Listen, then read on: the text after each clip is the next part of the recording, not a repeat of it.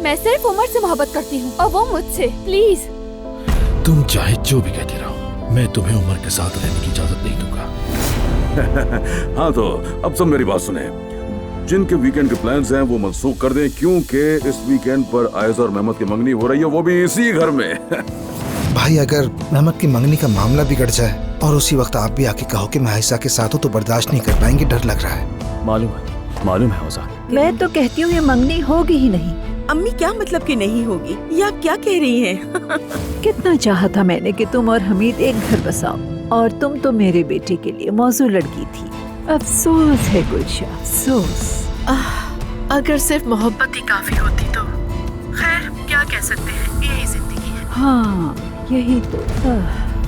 या तो तुम मेरे साथ मंगनी करो और ये बातें बुलाकर मुस्तकबिल की तरफ देखो, या फिर जिससे तुम मोहब्बत करते हो उसके बाप के मौत की जिम्मेदार बनो।